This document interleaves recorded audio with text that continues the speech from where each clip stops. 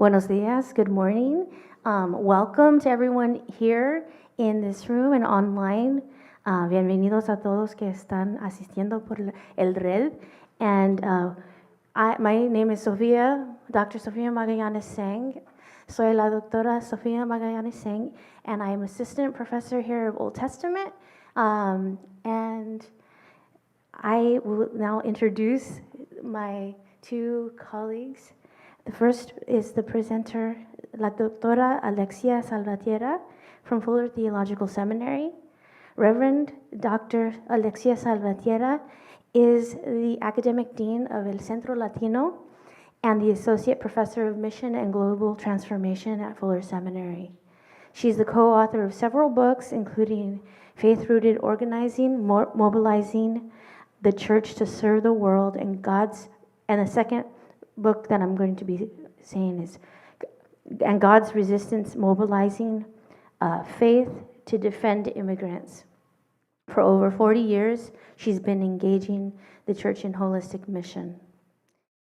In the immigration arena, she was instrumental in co-founding the National New Sanctuary Movement, the Evangelical Immigration Table, the Guardian Angels Project for the Unaccompanied Migrant Minors, and Matthew 25, Mateo 25, a network of immigrant and non-immigrant Christians in Southern California, accompanying families facing the separation through deportation and asylum seekers. And mi hermana Miluska Silencio is an MDiv, she's a PhD, she's a doctoral student at Fuller Theological Seminary. So La Reverenda Miluska Silencio has been an active youth minister in her NYC community since 2005, aiding immigrant families as a pastor in various church plants, along with being an activist outside of the church walls, bridging faith and justice with her formerly undocumented migrant story. She is currently an Evangelical Covenant Church licensed clergy member, serving as a local coach to pastors, church planters, and future women pastors, along with being an assistant site director for Immigrant Connection NYC. She earned her bachelor's from CUNY Hunter College, has a seminary degree from the Alliance University, and is pursuing a doctor of ministry in urban ministries at Fuller Seminary. As a writer, she contributed her story, Restaurando Esperanza, in Keeping the Faith, Reflections on Politics and Christianity in the Era of Trump and Beyond. La Reverenda Silencio is married to Josh, a hardy bicycle mechanic, and they have one son named Benjamin. In her free time, she can be found catching up on Netflix shows that her and her hubby enjoy. Together with her baby boy, Benji Smile, and having piña colada cheers with friends. So now, if I could invite la doctora Alexia, she will have 30 minutes, and then there's 10 minutes for our respondent, and then 35 minutes of question and answers. Good morning, buenos días. So yesterday, a number of the presenters questioned the use of the word hospitality because of the common understanding of the word as implying that the host has all the resources, the host is the giver, and the guest has all the needs, the guest is the receiver. And of course, we know that that's not the biblical understanding of hospitality, that we read in Matthew 25 that Jesus is the divine guest. Clearly, he doesn't only come with needs. But of course, we can cleanse a word. But sometimes it's better to actually find some new words that are clearer and more accurate. So the words that I would like to use today for what we've been talking about as hospitality are the words holistic solidarity. So solidarity, solidaridad, is a very common term in Latin America, and it refers to a mutual ongoing commitment to accompany each other. To do what we read in 1 Corinthians 12, right, is to suffer with those who suffer and rejoice with those who rejoice. And the reason why I add the adjective holistic is because most of our response as the church to migration falls into two distinct categories. We might call them mercy and justice. That mercy is a response to the needs of the migrant, immediate needs, sometimes long-term needs for immigrant integration. Justice is the struggle and the search for a more just immigration system. But holistic solidarity does not just combine the two approaches. Holistic solidarity focuses on a profound accompaniment that calls us to use whatever tools are most effective and faithful for the time that we are in. So as I reflected on how I wanted to go deeper into this understanding of holistic solidarity, I thought that what I really needed to do was to give you examples of high-quality holistic solidarity. So I'm actually just going to tell you 4 stories. But I want to say something about my relationship to those stories. We all have titles here of different kinds. And the titles that many of us have are pastor and doctor.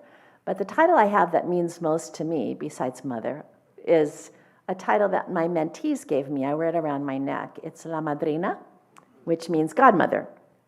And godmother in our community is not just someone who's present at the baptism in a sort of a vague commitment to the baby. It's more like the Godfather movies, only we don't kill people, but we're fierce. So I have been part of the stories that I'm telling you. The first story, I was very young. I was just a participant. The other stories, I had the privilege of being in leadership. So, it's actually very emotional for me to share these stories with you. So I want to start with the Central American Sanctuary Movement. Reverend John Fife, at the time, was the pastor of Southside Presbyterian Church in Tucson. He also was the moderator for the Presbyterian Church at one point, so he was a national leader as well. He's a 6-foot-tall, blue-eyed, blonde-haired cowboy. And one day he was driving past the detention center, and he looked up, and there was a sheet attached to the barbed wire, and on the sheet, written in blood, was "Ayúdanos por el amor de Dios," help us for the love of God. So he screeched to a halt, and he pulled into the detention center, and he bullied his way in to see the people who had written on the sheet, and they were asylum seekers from El Salvador. They were running to the U.S. from a civil war that was particularly bloody and particularly nasty, characterized by massacres, characterized by death squads. And so his first response was, "Oh, we can solve this. We'll get them lawyers, we'll get them out, and we'll solve this, no problem." What he found out in the process was that it wasn't that easy, because even though the Refugee Act of 1980 had opened up possibilities for asylum seekers and had created uniform criteria, the way that the Reagan administration was applying the criteria was very different in cases where the country that the person was running from was an opponent of the United States, like Cuba or Russia, or where the country that they were running from was an ally of the United States, like El Salvador. We were heavily funding the government in that civil war with the public understanding in the United States that it was a communist revolution, and so we were fighting communism. Actually, the revolution was about land reform, that in 1982, 14 families in El Salvador owned or controlled 92% of the arable land and had done so since the conquest. So this was a fight for land reform that was being portrayed as a fight from the US perspective as against communism. And so as a result, even though these people had textbook stories that should have gotten them asylum, they were very unlikely to be able to get asylum. They were likely to be sent back to die. And we had quite a bit of evidence that that's what would happen to them. So John Fife and a number of his friends got together and decided that the church was called at that moment to protect people, to shelter them even at personal risk. Their justification for that biblically was Numbers 35, the cities of refuge. Now, to remind you a little bit about the cities of refuge, the context in Numbers was that there were people who had committed manslaughter. They had killed someone else accidentally, but they were being treated by the society as if they had committed murder. Remember, the penalty in the Old Testament for murder was a life for a life. So God instructs the people to create cities of refuge where people who claim to have committed manslaughter can stay until they can get a fair hearing. So that's what they understood themselves to be doing biblically. They also had a secular legal defense, which was that in 1951, the United States, in fact, had been in leadership in organizing the coalition of countries all over the world that had signed the Universal Declaration of Human Rights, which included an understanding in international law of the right of non-refoulement, which means that you don't send people back to a country where they are likely to die. So the sanctuary movement was saying, look, you are violating international law. They also had a religious liberty defense. Now, we didn't have, in my memory, a fully conscious understanding of our strategy. But part of the effectiveness of the sanctuary strategy was that it was both a mercy response and a justice response. That we were, in fact, responding to real people with real needs out of Christian love. But our willingness to do that at great cost, both the guests and the hosts were doing this at great potential cost, gave us credibility and allowed us to publicize what was actually going on. The sanctuary movement was instrumental, according to the history books, in actually succeeding in two of our most important goals. That in 1990, temporary protected status was created. Temporary protected status is the acknowledgement by the government that when human rights are being violated at a very high level in a particular country, that you give the people who are running from that country a blanket status for a period of time. Now, after that period of time, they still have to individually prove asylum if they're not going to go back to their home country. But it saved people. We also stopped the funding to the war, and the war ended. Both the wars in El Salvador and the wars in Guatemala without the funding. And by the way, neither country became communist. Just saying.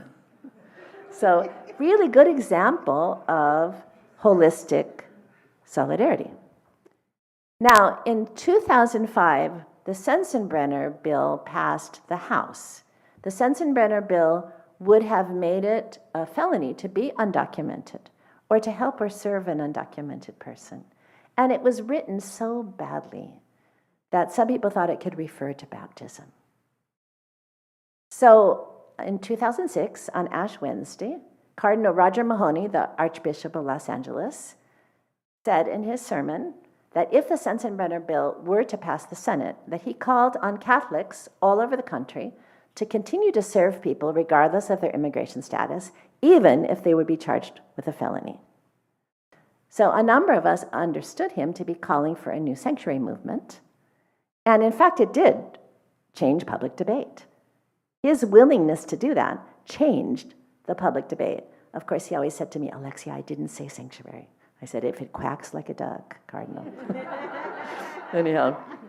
But we realized, a number of us came together in response, and we realized that we were in a very different context. That a number of the people who were here undocumented at that point had been here for a very long period of time. They didn't want to go live in churches. They were part of the fabrics of their communities. They had citizen children. Some of them had citizen spouses. Secondly, there wasn't a one solution fixes all kind of possibility. People were undocumented for a very wide variety of reasons.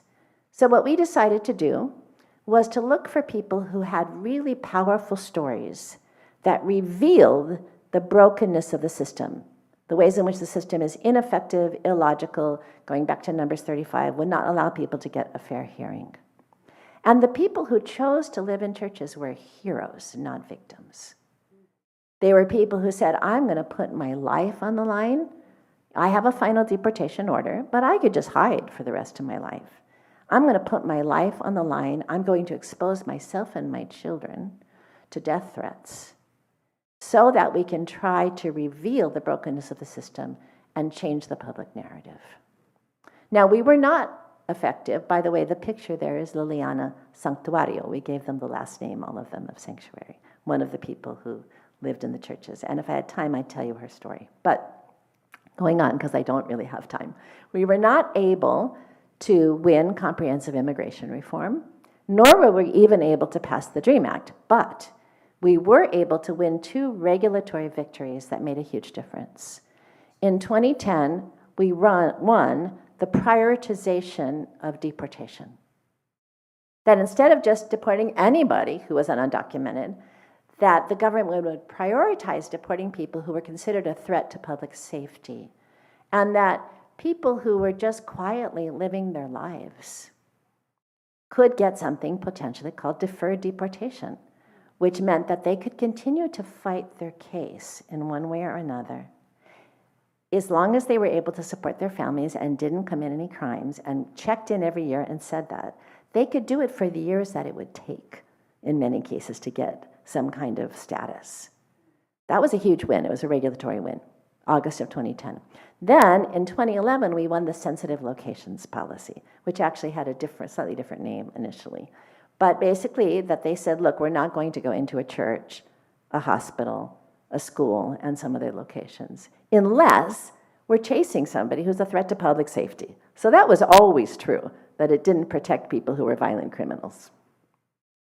So some of us, back in 2007, were really shaken by the fact that the components of the bipartisan legislation proposal, McCain-Kennedy, thoroughly bipartisan, that when we polled on the components, that we got 70 to 75% support.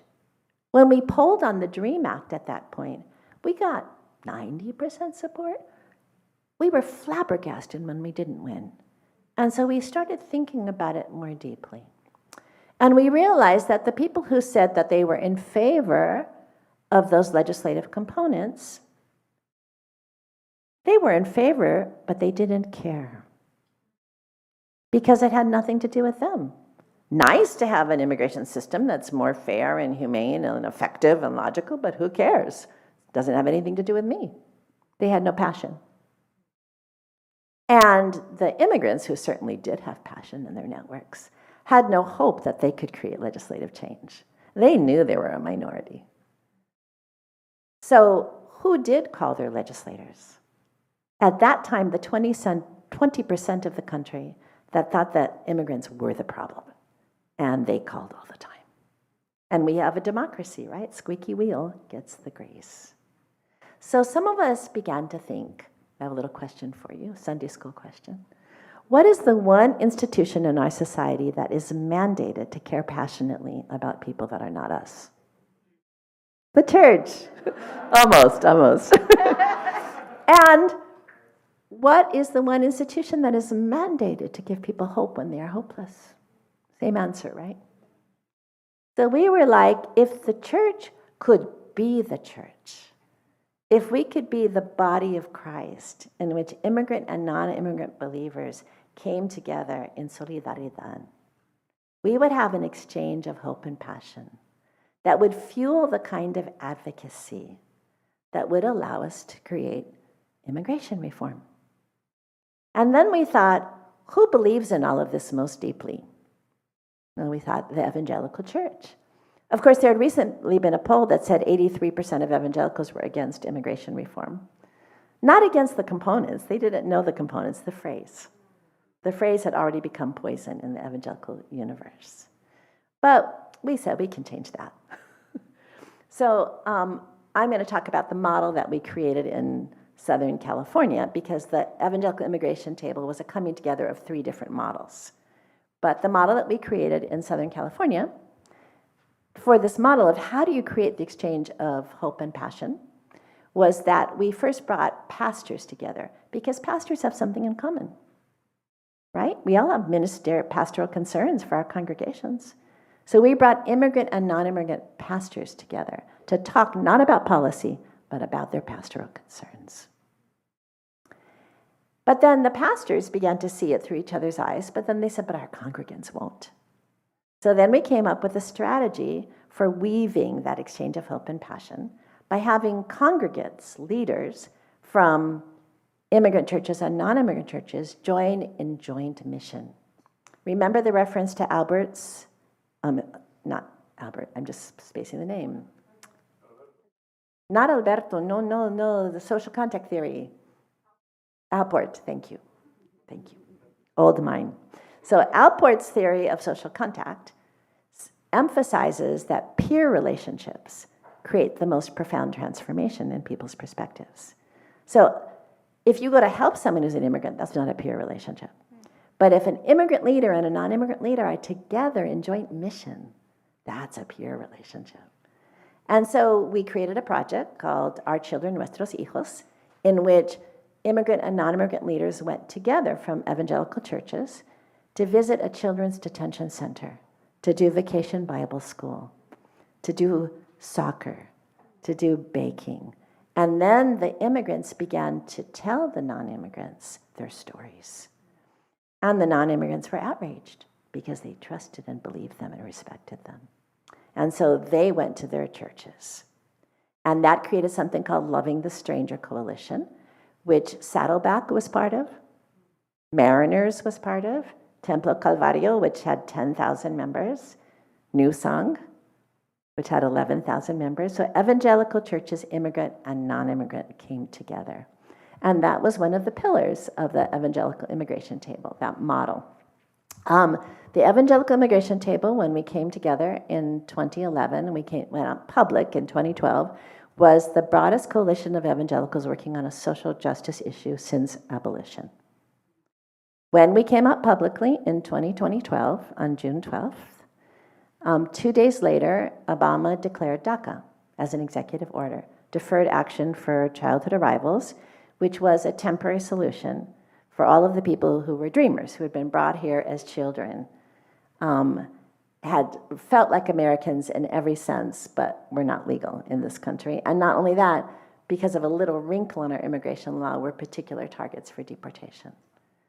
He called us, and he said he could not have done it without the church, that we gave him bipartisan cover for making that decision.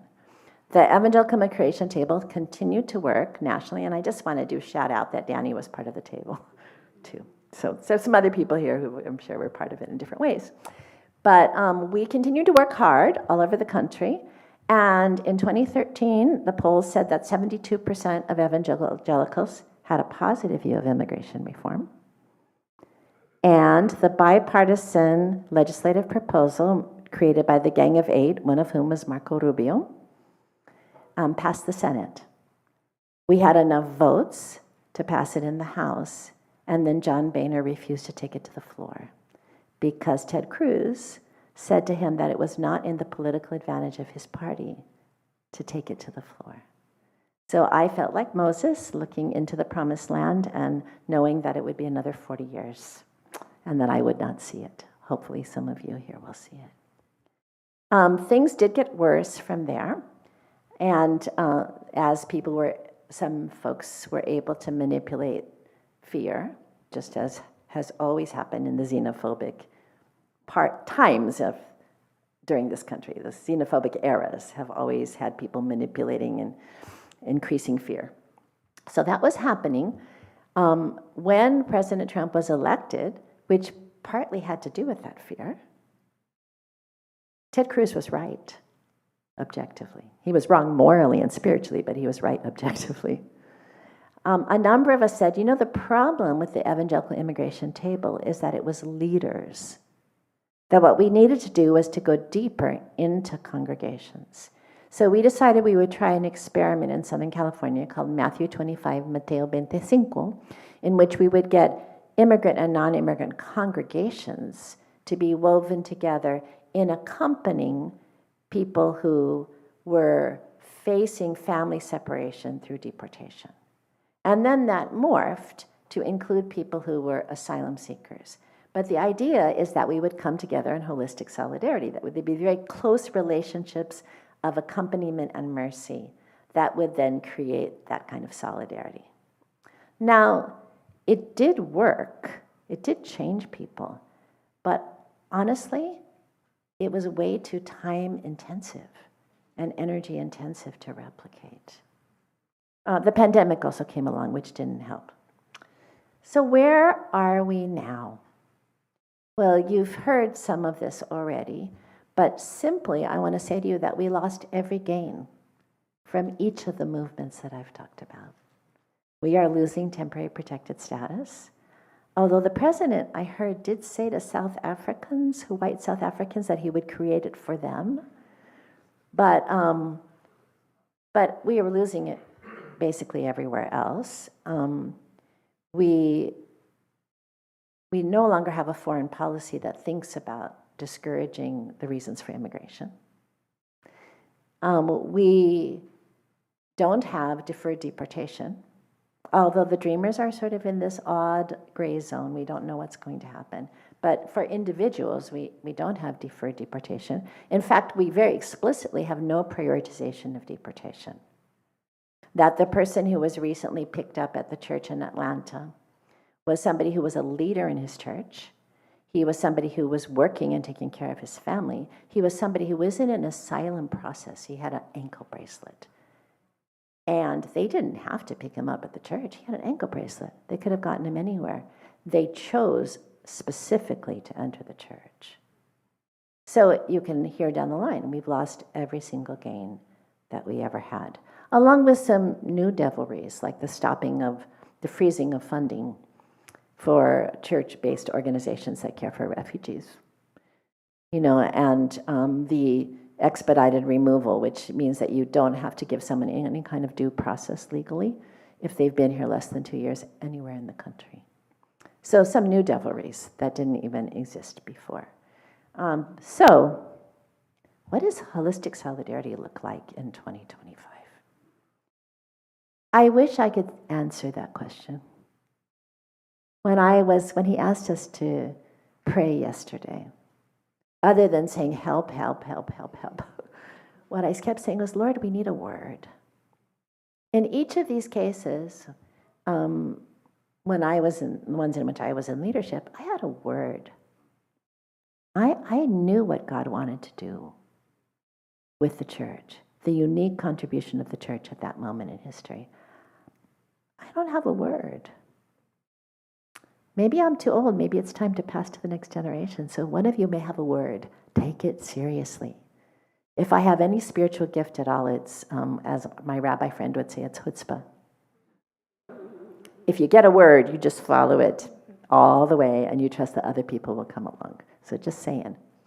But let me give you a few clues for things that I'm seeing, and things that we're actually doing, things that we're seeing and things that we're doing. So the first one is the immigrant church has grown up in numbers, in sophistication, in power. So immigrant churches right now are the first responders. They're on the front lines dealing with people's pain. They're providing, and so what we're doing is providing them information and training. And what we're saying to non-immigrant churches is, please come alongside of the immigrant churches. Please don't think that you should take people into your church. No, we're past that time. The immigrant churches are already doing it, and doing it better than you could. Just walk with them. Now, that's not simple. I'm not going to pretend that it is. There is a sanctuary pledge, and we're going to be publicizing it widely, but that's just a way of standing with immigrants. Honestly, nobody wants to live in a church right now. It's not safe anyhow. Doesn't win you anything. So you're going to have to create relationship, and maybe that's God's purpose in the midst. God always has a purpose in the midst of all terrible things. Amen? We believe that. So is we're going to have to create real relationships. I was talking to an immigrant church the other day, and I said, I've got a fund for you in the Presbyterian church that you could just call and get money. And he said, we're selling tamales, don't worry about us. He doesn't trust. So that trust is not going to happen in an instant. That's a process. The third one I want to say is, do continue to add your voice, even though legislators are terrified. And they're terrified with good reason. Jeff Flake, Republican senator, Arizona, very popular senator, major proponent of the DREAM Act. And President Trump, at that time, first administration, went after Jeff Flake for supporting immigrants and took him out. Made him go from very popular to very unpopular in a very short period of time, with lies and manipulation and lots of money. So people are reasonably terrified. But don't stop encouraging. Encourage means to give courage. My friend Michelle Warren, who's a major leader with us in all of this, says, just do it. Just go see the brothers and sisters and encourage them in the name of Christ to stand up and live their faith, right? So, yes, and not just for politicians, not just public decision makers. Talk to business leaders. There's Christian business leaders who are less in the line of fire than the politicians and can influence politicians, right? So do speak up. Educate yourself and speak up. And then lastly, part of the challenge that we're facing right now that we weren't facing before is we had one news feed in 1980. Everybody in the country listened to Walter Cronkite. Didn't matter where you were politically. We all heard him speak. Now, we could say, as people of color, he didn't always tell our story. But he told a sort of moderate story. He tried to be accurate, tried to be impartial. Now the biggest problem is, how do we change the public narrative when we can't get to the people who need most to hear it? So, well, again, that's the Sunday school question. What is the one institution that has people on both sides of the line?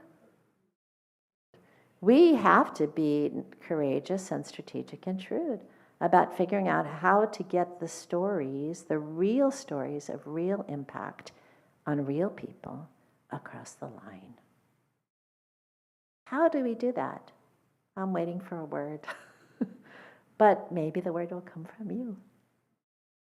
So, stop there.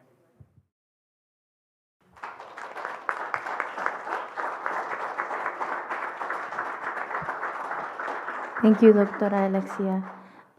I would like to invite... I just want to say one thing. That's Carlos Rincon. He is an Assemblies of God pastor in Los Angeles who shelters immigrants.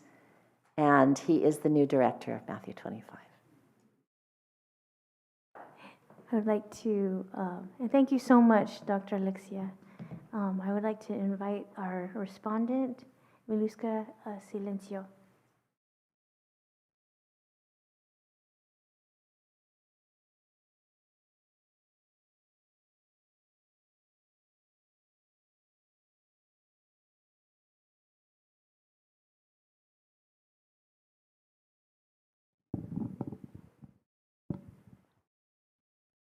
Yay.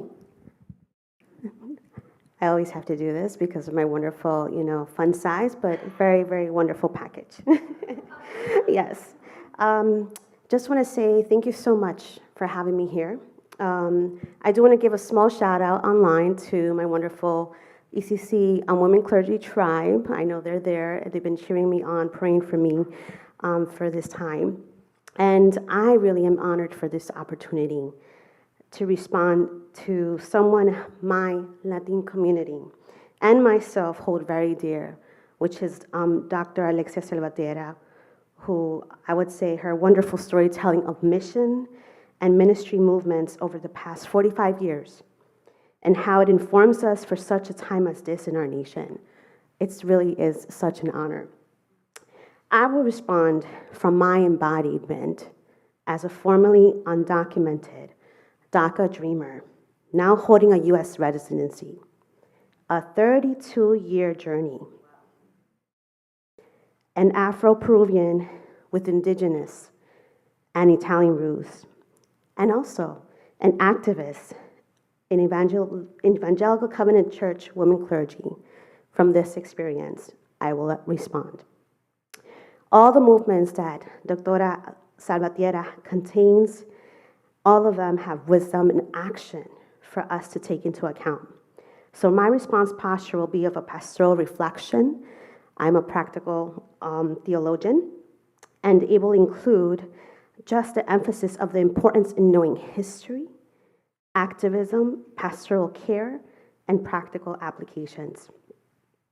So one of the wonderful movements that Dr. Alexia, just mentioned to us was the Central American Sanctuary Movement, initiated by what she quoted, a blonde cowboy pastor, Reverend John Fife, in 1980. And it brought to mind the importance of our white American sisters and brothers and their persistence in supporting detainees in Tucson and beyond. Reverend Fife's story reminded me of my own ally sister and first mentor, Patricia Babu, my staff worker from InterVarsity Christian Fellowship in CUNY College, in Hunter College.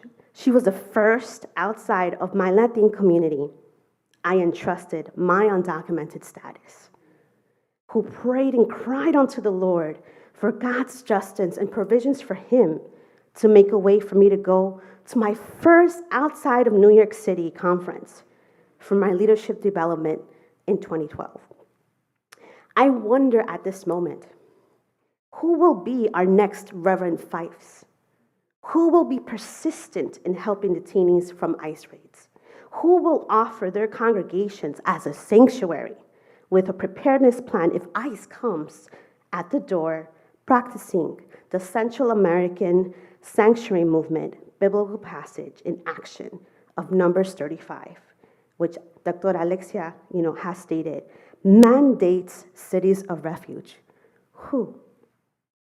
I think of the call for us, the Latin leaders, as we hear and read and have access to the treasure of our Latin movements, which have existed in our history.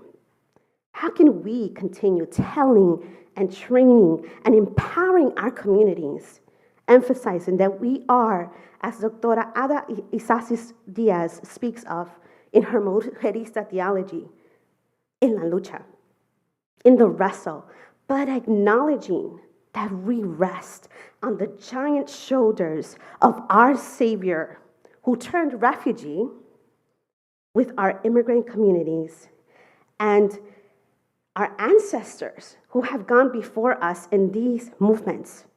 I encourage all who engage with our immigrant communities directly, whether in our congregations, offering accompaniment in nonprofit services and academia.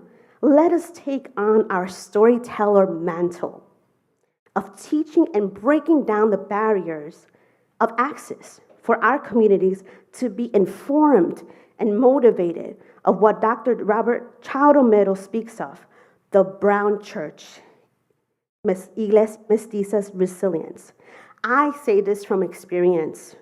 It took me in my late 20s to hear of the great Gustavo Gutierrez, my paisa, my fellow countryman's liberation theology, in which I was paying without financial aid.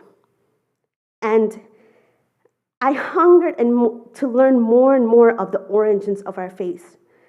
Let me say this, not everyone has the means to go into college or obtain graduate degrees to know and be informed of the richness of our amazing global citizen heroes. Not everyone has leaders who believe in them to have a missio Dei, a mission and a purpose. Knowing in spiritual formation, you don't need a green card to be discipled and discover your God-given leadership or qualified to be a church planter. Jesus didn't ask for a green card to be saved. Yet I lament I have to state this clearly, as I have come across certain frameworks by by his courage, I have challenged.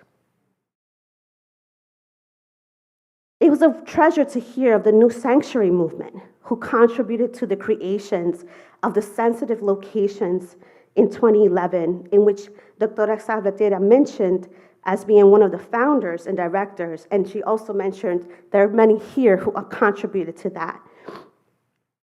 And we all know this has been challenged with this new administration. I love that she stated the New Sanctuary movement is gearing up to respond to the new administration's mass deportation. So I ponder, how can we join the advocacy and help as sisters and brothers to hold their arms in gaining back our sensitive locations regulation? I commend the activism with intentional community and proximity of the Evangelical Immigration Table of working together with immigrant pastors in congregations as well as non-immigrant pastors in congregations. It reminded me of the story of grassroots influencers, of nuns, Sister Jo Ann Persh from Chicago, Sister Pat Murphy with the Sisters of Mercy, who have held vigils with their creation of interfaith community for detained immigrants since 2007. And it states here in an article I read, a travel of circuit of jails and ICE facilities around Illinois and Wisconsin. They visited detained immigrants, praying with them in their final hours as they face deportation and often separations from their families. I heard their wonderful story of ministry of presence, and I was hearing this and the recommendation of being an accompaniment for our immigrant community who were in immigration court and needed people to be present. Even in silence, they showed resistance to the inhumane systems of immigration.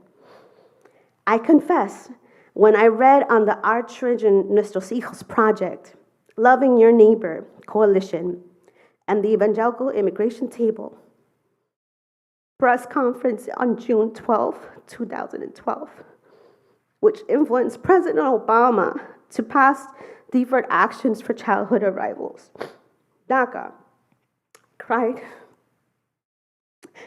I knew in my heart of hearts that there must have been a prophetic advocacy with the passing of DACA, because I had enough year.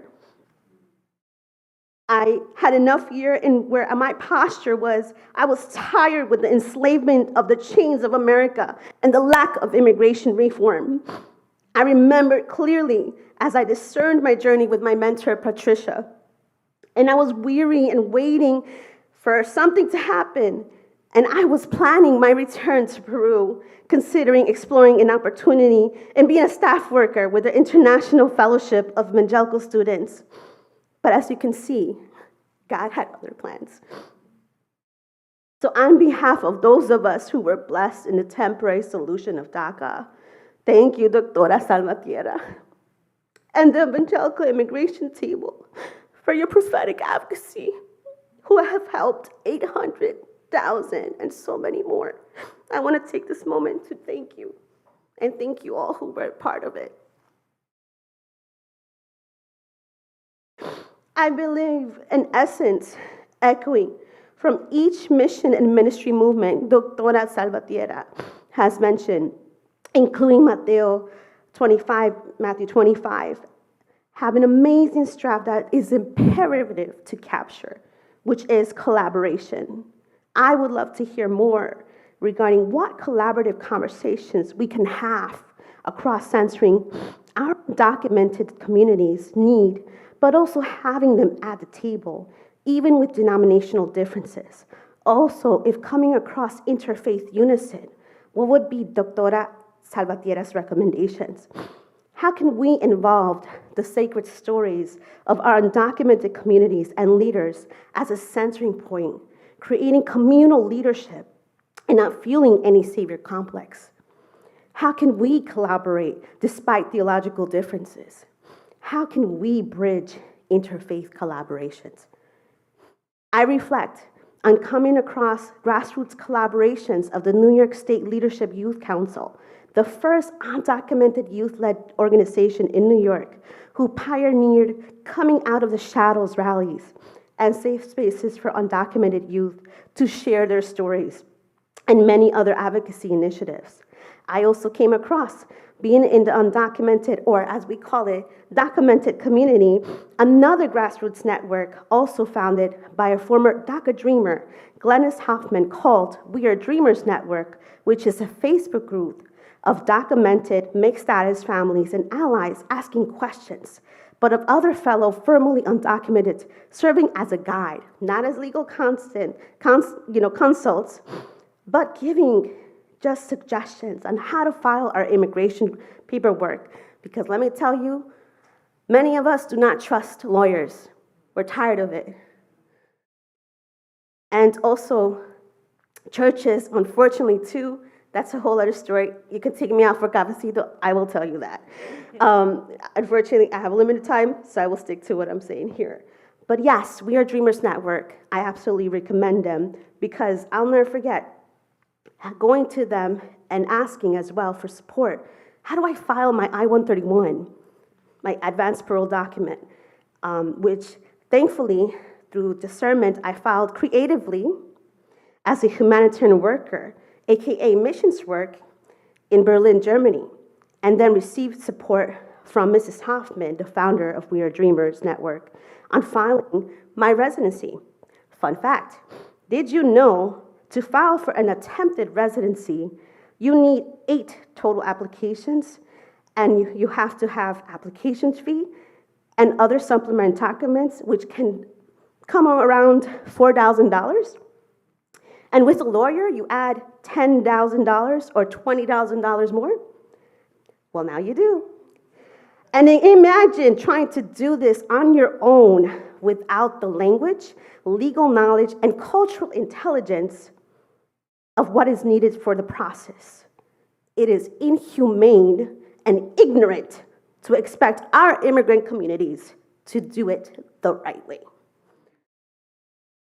Placing my pastoral hat on, I would like to hear more on Dr. Alexia's discoveries, as she was engaged with many advocates in our immigrant communities, especially regarding pastoral care for those of us who have shared the undocumented trauma experience and are in the front lines of advocacy, churches, seminaries, nonprofit work, to name a few. What are your recommendations for how to help in pastoral care for those who are reliving the trauma of being in another Trump administration in power? Lastly, I also ponder on how to help our immigrant communities creatively in practical ways and also practice joy as resilience, and ask Dr. Salvatierra's added perspective on this, especially on those who may not have the capacity to be part of coalition or movements, but would like to help. What I have learned throughout the years is that our immigrant communities are by far the most creative and practical in giving solutions, such as what Doctora mentioned, we're just, going ahead and having, tamales, we're just, selling that, we're good. An example I have for myself in my family is we have this just shared context with my mom where she always says, siempre hay comida para todos. There's always food for everyone. And I cherish this value as I think about anchoring in hope of God calling the church to serve as an active witness of faith and justice as his hands, his feet, an embodiment of prophetic advocates of mercy and restoration of his imago Dei, image and likeness of God. How can we, as prophetic advocates, help our communities know this and restore joy against the dehumanization of white supremacy, colonization, and fascism for such a time as this? As we meditate on this reflection, I would like to end with one of my favorite Franciscan blessings, modified by my dear friend and mentor, Jonathan P. Walton, the author of 12 Lies That Hold America Captive and the truth that sets us free. And it says, there we are. May God bless you with the discomfort at easy answers, half-truths, and superficial relationships, so that you may live deep within your heart. May God bless you with anger at injustice, oppression, and exploitation of people and the planet, that you might work for justice, freedom, and peace. May God bless you with tears to shed for those who suffer pain, rejection, hunger, and war, that you might reach out your hand to comfort them and turn their pain to joy. And may God bless you with enough foolishness to believe that you can make a difference in the world, that you can do what others claim cannot be done, to bring justice, kindness, and the gospel to every corner of creation, especially among all children and the poor. Amen. Thank you.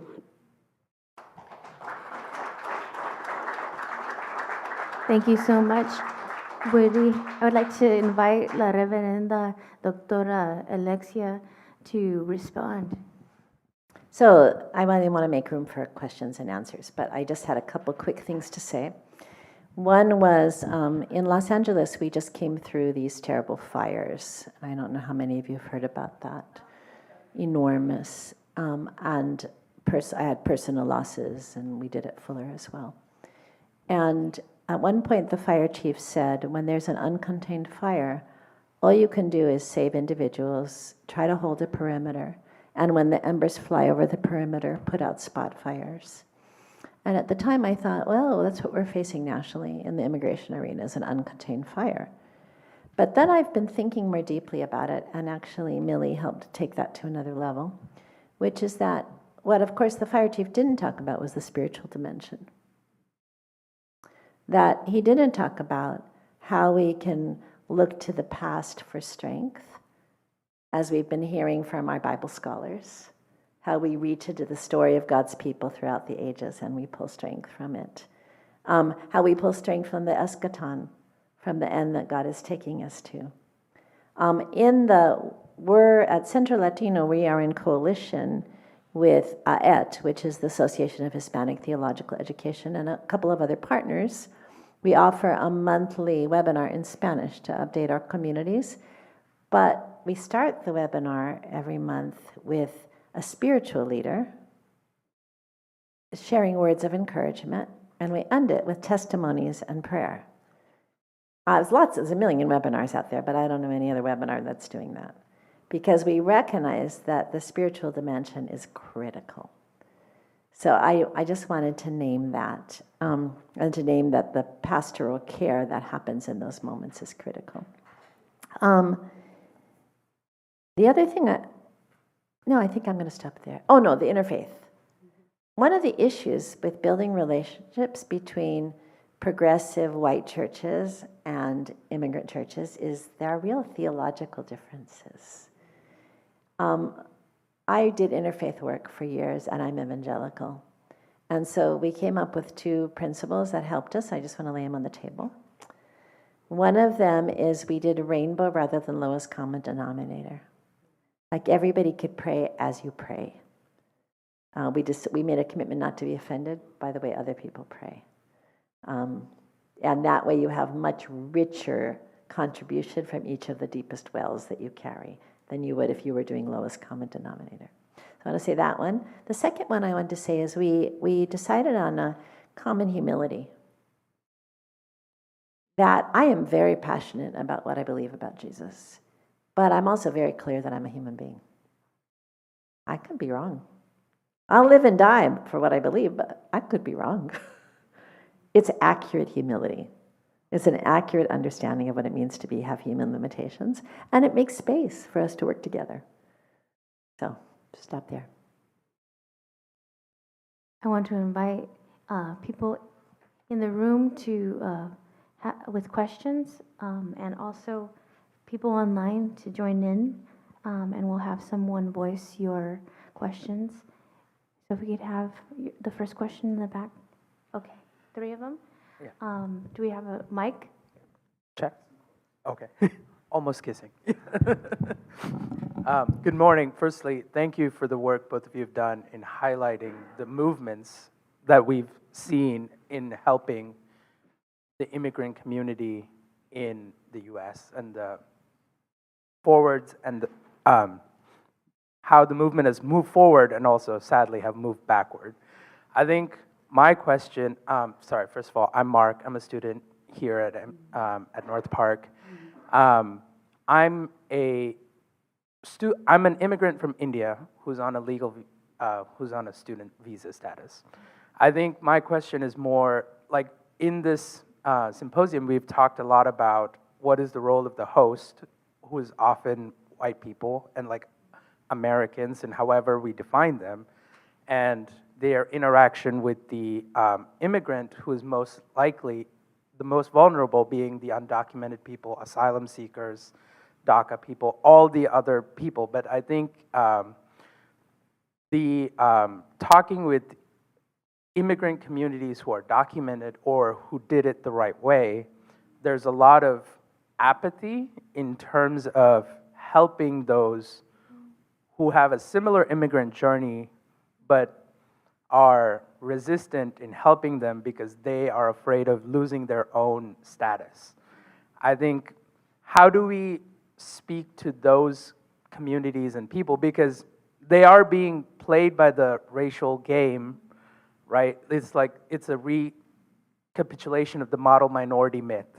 Like, those people are upholding this cruel system of immigration and saying, I have to defend this, so therefore I'm not going to support those who need my help, because then I'm afraid that I will lose my own status. How do we speak to those people and try to move them to action in some way? Thank you.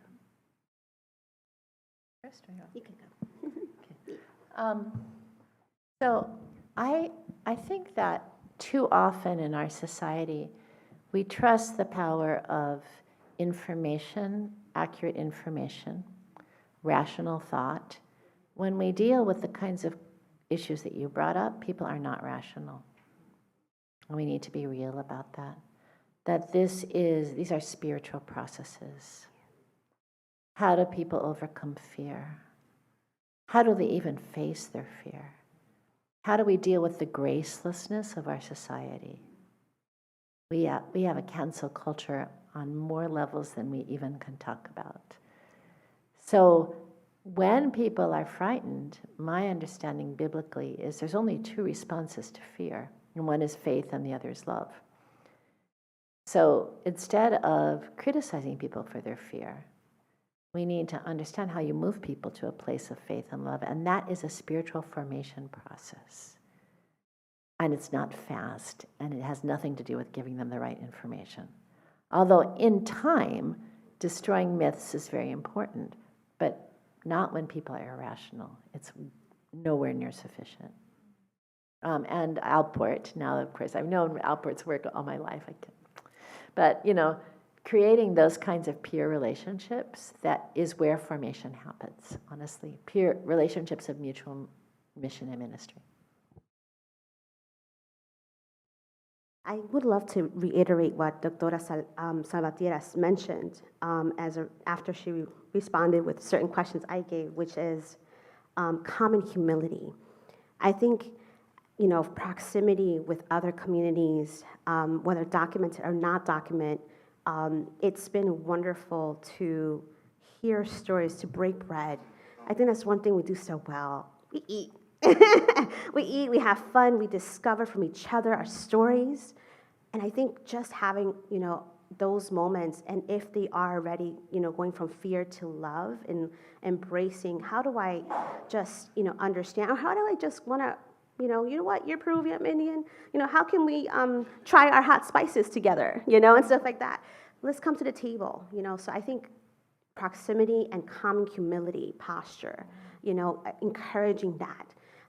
Is really wonderful, because it reminds me back in my InterVarsity days, actually, we had a great Indian community from Kerala and stuff, and I learned so much from there as well, and it was just wonderful to have those conversations, so that would be my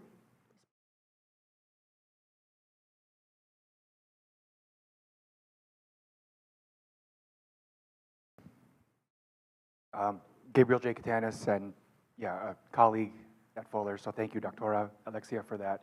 Also a covenant pastor. So Pastora Millie, thank you for everything you shared. Not so much a question, but maybe a response. Many of us in the room are scholars, pastors. We have titles. We're also covenant clergy and immigrants ourselves. And so I would just,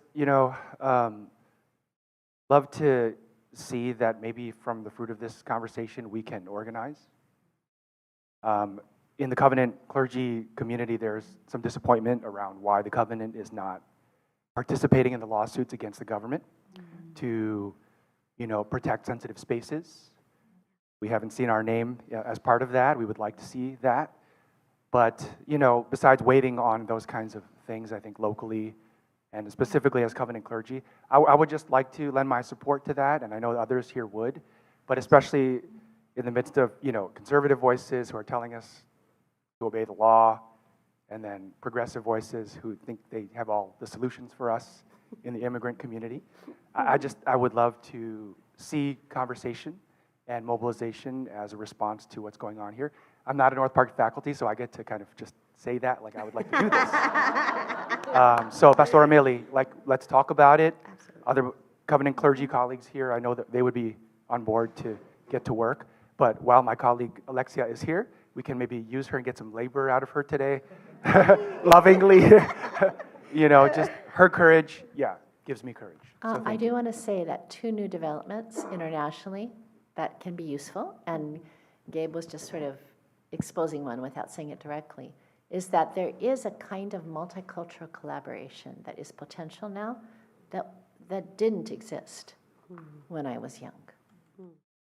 Also, this is an insight from the current Latin American liberation theology, which is we need to be radically glocal, which means that you can organize within the covenant, just like you can organize within a local community, and it will still have international impact.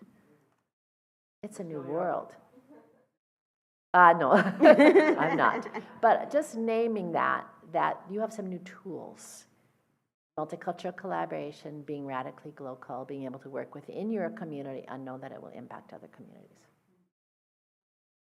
And I do want to say, I just want to give a shout out to what Pastor Millie said about joy, that's a part of the pastoral dimension that immigrant churches particularly bring. Thank you, Dr. Alexia Salvatierra, and to my fellow colleague. Let's do this. Well, let's talk about it. Let's break bread.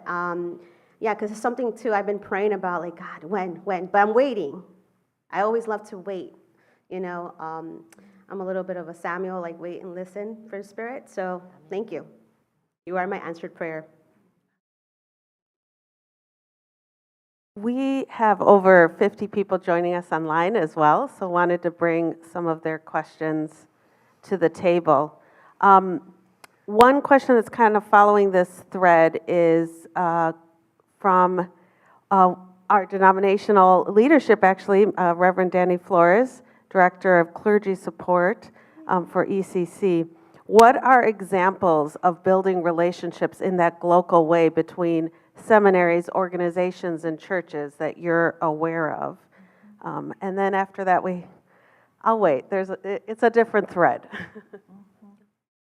I do want to say, when I was just talking about the very simple little activity that we're doing every month, it is seminaries, organizations, and churches doing it together. So I think some of the intercollaboration that happens in the 21st century is almost automatic. It's literally as simple as not even picking up a phone. That's what we used to say. But, dropping someone an email. It's so fast now, and it's so much an assumption. But that doesn't mean you don't have to do it. You still have to do it. And I'm so excited to hear that some of you, it does take people, we have all these wonderful gifts, and we are also so distracted by them. So it really takes intention to say, it's so easy actually, but it takes intention and sustained intention, and that's a problem. So ojalá keep you, I'll support whatever. When you're old, what you do is support. Hi, I'm Jared. I'm an MDiv student here at North Park, planning to graduate next year. Thank you both. I do have a question. I first wanted to say thank you to Alexia for your question and your confession that you're seeking a word. Pastor Ted in worship yesterday read from John 15 about how as God's friends, chosen and called, that we get to ask God questions, and God will give us what we ask. So I reflect your question to God and ask God, will you give us words? Will you give us courage? Will you help us listen? Will you? Okay, so for my question, it's just a very practical one, but you mentioned the value of providing information to immigrants. How do I find knowledgeable legal services for immigrants? Is there any type of a network, any type of a source that I could go to find knowledgeable, like good services? Ooh, we should both answer this one because my answer is old. You know, I've been in the seminary for a while, so I'm not doing this currently. But there are also other people here. I want to open up. Cindy, I think, probably has some answers to this, right? But it's critically important, first, your question, to make sure that people are connecting with reputable lawyers, because there are tiburones, there are sharks out there that are eating people, that ask for money from people and then don't represent them well. So what we used to do, and then I'll open up for what people are doing differently now, there are nonprofit legal services networks. They are hurting right now because their funding has been frozen. But, you know, almost every denomination has some. Catholics are great at it. They're one of the best. Methodists are good too. And then I also go to the offices of legislators. They often have someone at the office who works with immigration who has a list of trustworthy lawyers. And then if you're dealing with representing your church because they violated the sanctity of your church, those are different networks. The Center for Constitutional Rights, the people who are doing the sensitive locations laws, the sensitive location suit, those people are out of Georgetown. They're public interest, National Lawyers Guild, those are public interest lawyers that would represent your church. That's different than people who represent. World Relief also has lawyers. Again, the same problem, everybody doesn't have any money right now. But lawyers do need to eat, but they also will work pro bono. All the immigration lawyers I know also work pro bono. So do you have new answers to that? Are there new answers? I know for me and what I've been involved in through kindred friendships, there's a specific site from the government that you can actually locate all pro bono services according to different states. I know actually part of the symposium, we're also going to be releasing resources. I will be placing that link there for everyone to have. On the other hand, very practically, I'm also part of Immigrant Connection, which is a national network that partners with churches that have immigration legal sites. They have people who are accredited representatives, Department of Justice legal representatives in different parts of the U.S., and small teams who just help them and support them in that way. So for sure, those two sources I think right now at the top of my head are credible. And you're right, Doctora Salvatierra, like, yeah, it's true. The community, we're just tired of los tiburones and, fraudulent agencies too, because that's the other thing too we have seen in the community. So thank you for that question. But yes, I'm grateful to say that this symposium, not only, are we learning together and having community, but we're also going to be giving out resources. New resources. Yes, Hallelujah. yes. I was just going to mention a couple of things. Within Latin America, notarios have a big role. And so what happens with Latino communities when they come, they think that notarios can get them a lot of help. And so some of the tiburones, which means sharks in Spanish, are within the community itself. So they're notary publics, which in this country you can't do things with notary public, but in Latin America you can with notarios. And so what'll happen is they'll come to this country, they'll see a notario, and they just assume that it works like it does back home. So it's also within the community itself, we're all sinners, and some Latinos will take advantage of other Latinos because of the cultural piece. The other thing, you'll be mentioning a list of sources, and I have some in my head, but if they'll appear, I'll give them to Nathan. But one is the Evangelical Immigration Table. There is a website that it has, evangelicalimmigrationtable.com. It's just one long, and there'll be resources, sermons, videos, and all that kind of stuff. And one last thing, too, talking about Peruvians, Samuel Escobar, the great missiologist, Peruvian missiologist. And so there's a whole wealth of reflective, contextual thinking from the evangelical side, not just liberation, which was actually a very small slice of Latin American theology, though people don't know that, would be the Fraternidad Teológica Latinoamericana, the Latin American Theological Fraternity, which we have in this country too, but there's a long history of evangelical thought going back decades, the Fraternidad Teológica Latinoamericana. So I would, with people like Samuel Escobar, René Padilla, my own colleague in Guatemala, Emilio Antonio Núñez, Pedro Arana, Ruth Padilla de Worst, Alberto, and that's one of his colleagues.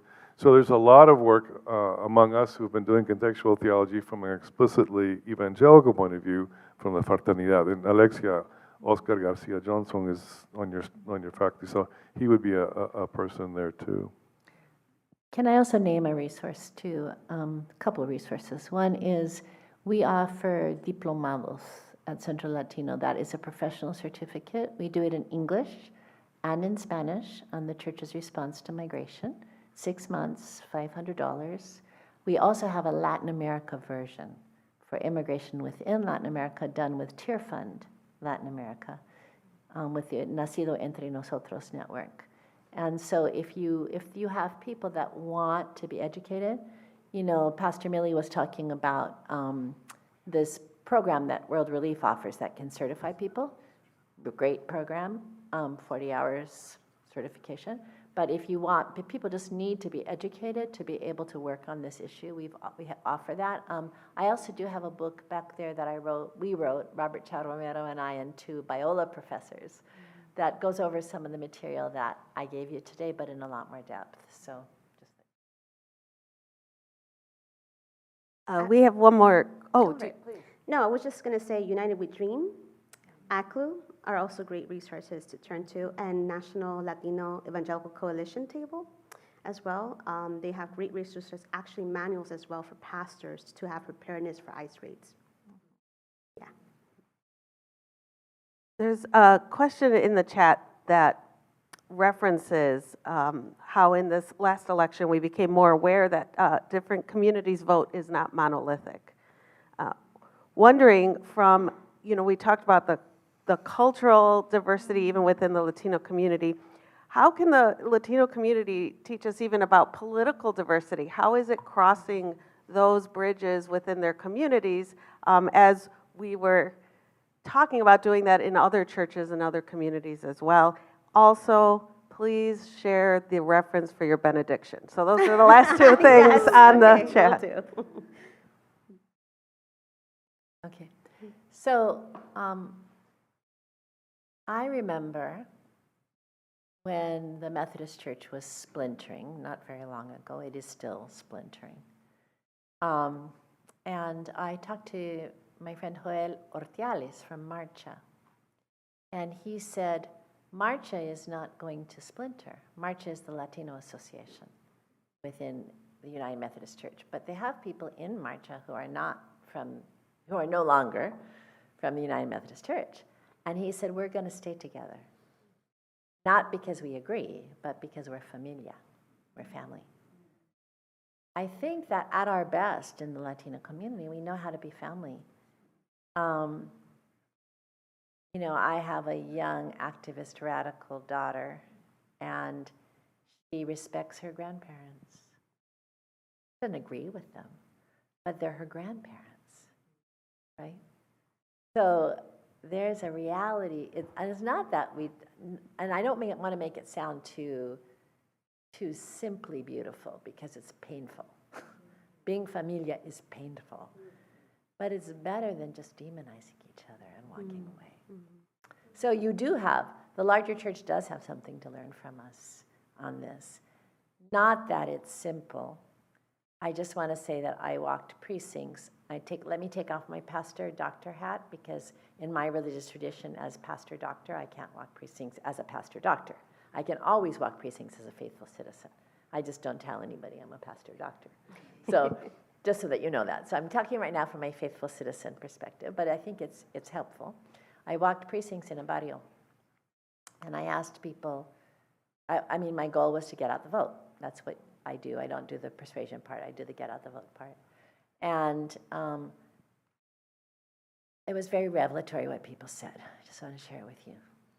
They said, we don't know what to believe. The people that my pastor looks up to say that Kamala Harris is a baby killer. And the price of eggs is too high. 3 things. I don't know what to believe. There's too many people talking to me from all directions, especially, okay, that was a swing state, so they were being talked to constantly. There are people talking to me constantly from all directions. I have no idea what to believe. My pastor's elders, the people that he looks up to or she looks up to, are saying that Kamala Harris is a baby killer. And especially for our household. I think for me, I would encourage spiritual discernment. And I'll explain why. There's some who have the capacity emotionally, spiritually, physically to have these conversations. There's others, and I'll include myself in that one, who don't. So if you do have the emotional capacity to have these conversations, to break bread and kind of share, even in disagreed conversations of theology and how you see each other, I would absolutely commend you to do so. But if in this moment you're wrestling with trauma and pain from the communities, or your own community that has voted against you, I would definitely encourage you to pastoral care, to therapy. I believe in Jesus in therapy. That's what got me through, the last election, and also praying for Bonhoeffer to rise, but that's a whole other story. And be with others that you can have a brave space to be yourself in the hurt and the pain. Because I do not believe that, when you're wounded from your own community, believing that you are othered, you will ever be able to have a conversation. So that is my encouragement. It's just a spiritual discernment. If you have that capacity in heart, go for it. If not, it's okay. Because God, He gave us, we are the body. All of us have different functions, so I would say, yeah, stick to that as well. Thank you all for such an engaging session. If we could thank our presenter and our respondent.